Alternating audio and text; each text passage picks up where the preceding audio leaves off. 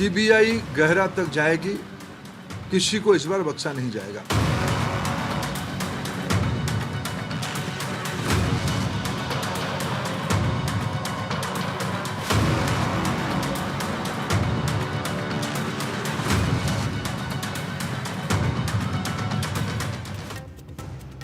Mummy, Shimla घूमने चले?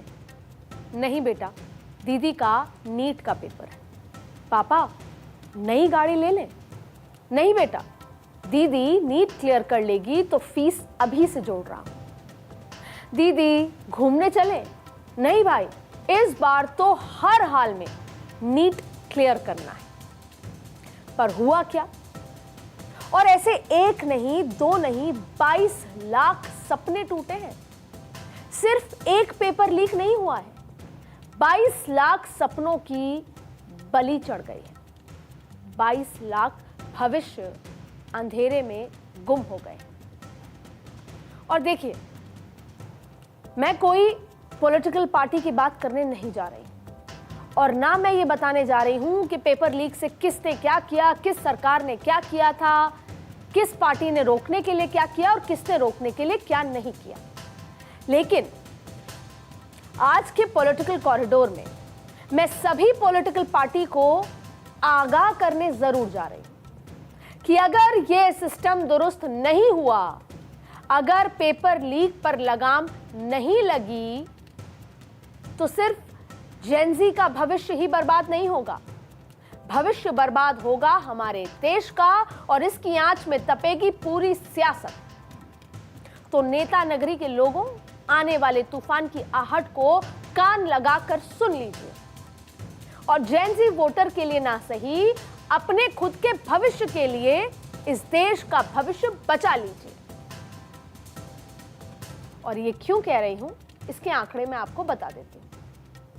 क्योंकि आपने नेपाल से नहीं सीखा, चलिए आपने बांग्लादेश से भी नहीं सीखा, तो कम से कम एक अच्छे उदाहरण तमिलनाडु से सीख लीजिए, तो आपको जेनजी की ताकत का अंदाजा हो जाएगा। तो 2024 के आंकड़ों के मुताबिक देश में 28 करोड़ से ज्यादा युवा वोटर हैं, यानी वो वोटर जिनकी उम्र 18 से 29 साल के बीच है।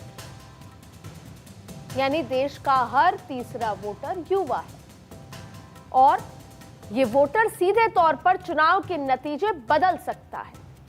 आजादी से लेकर अब तक हर मैनिफेस्टो में, हर भाषण में और लगभग हर नारे में भी युवाओं की बात तो होती आई है। विवेकानंद जी को याद तो किया जाता है, लेकिन होता क्या है युवाओं के लिए?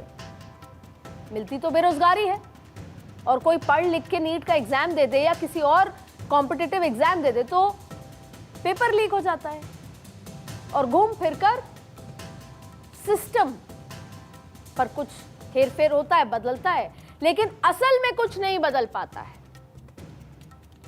तो इन वोटर्स की डिमांड ज्यादा बड़ी नहीं है।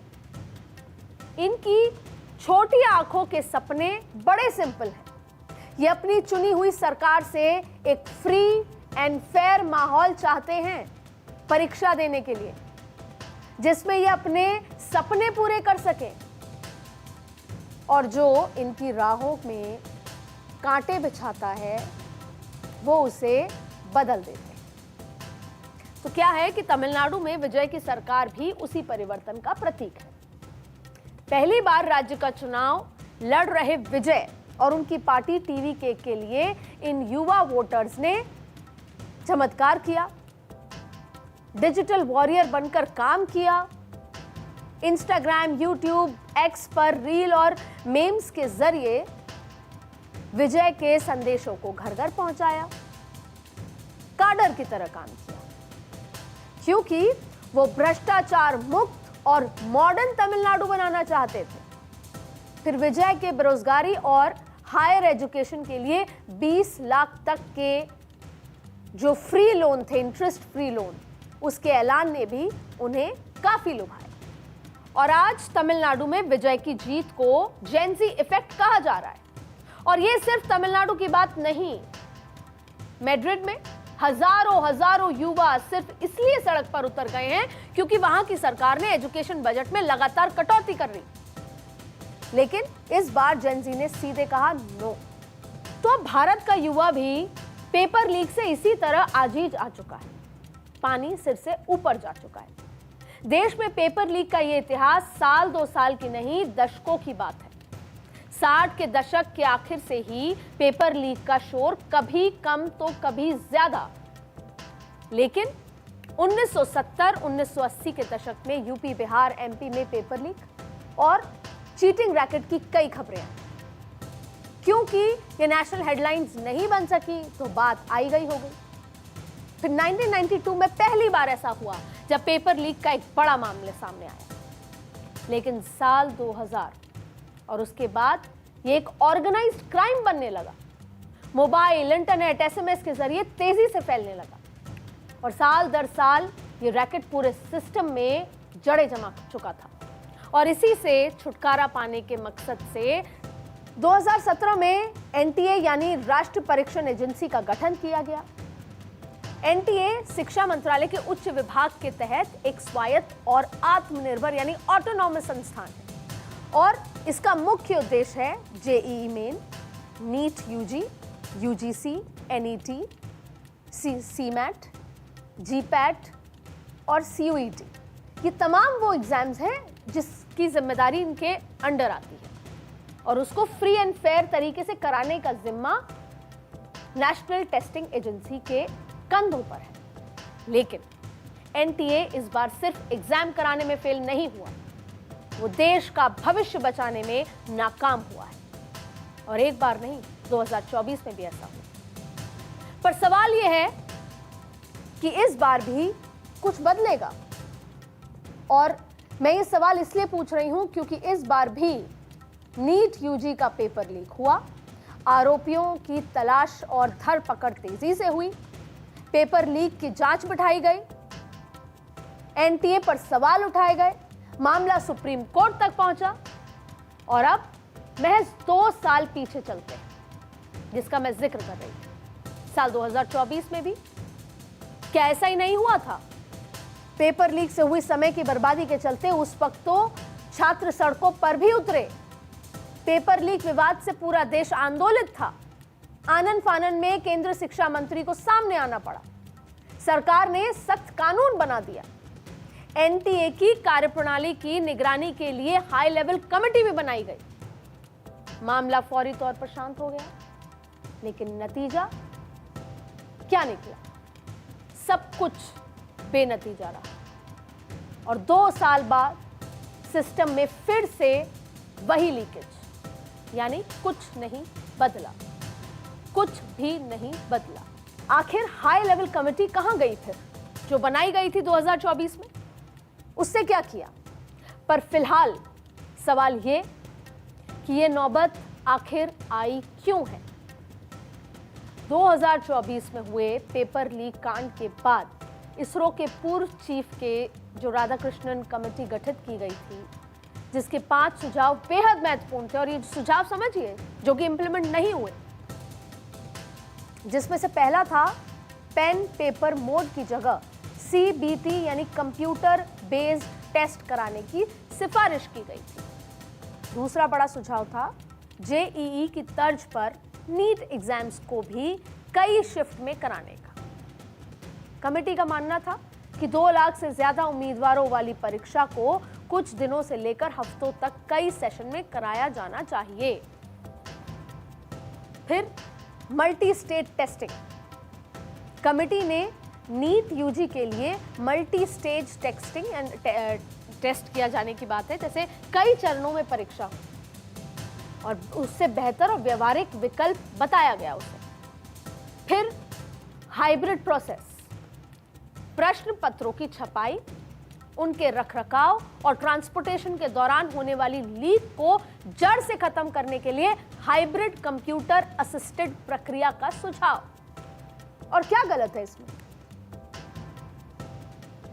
लीक को रोकने के कुछ सुझाव हैं और इस तरह परीक्षा केंद्रों के गोपनीय सर्वर पर एन्क्रिप्टेड पेपर भेजना और वहीं एग्जाम सेंटर पर प्रश्न पत्र प्रिंट करके छात्रों को बांटने की बात कही गई, जिससे लीक प्रूफ हो जाए सिस्टम।